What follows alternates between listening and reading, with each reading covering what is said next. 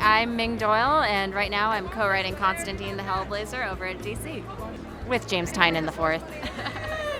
Well, I'm a freelancer, so my typical day is rolling out of bed at like 10 a.m., and having about 4 or 5 cups of coffee, and then making the long commute to my home office, and checking up with the email, and then depending on if I'm writing or drawing, it's really just kind of tricking myself into getting the work done. Usually that requires a lot of Netflix on in the background. It's grueling work. It's very grueling.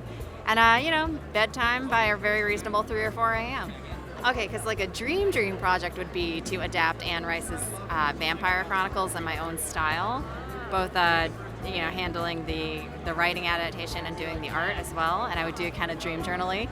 And I would also probably do it in natural media with watercolor. And I have a lot of thoughts. I would also do it from Louis de Pointe-de-Lac's POV, not Lestat's. Screw Lestat, all Louis. So that's one.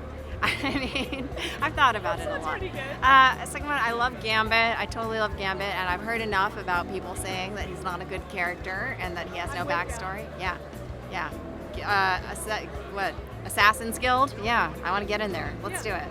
And also Namor. I would love to do like a super deep sea, super scary Cthulhu-based, like monstrous, the ocean as the depths of outer space kind of Namor, like a horror thing.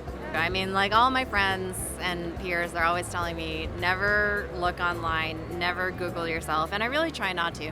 But what bothers me the most sometimes is when people, tweet directly at you with your name in the mention, and they're like, Ming Doyle is the worst at writing and art that I've ever heard of. That's just unnecessarily rude. But I just hate that you can wake up and get on the internet and hear what everyone's opinion about every little thing that you do is. And not even just your art or your writing, but also like what your hair was like, or social media. It's a weird world we're in now.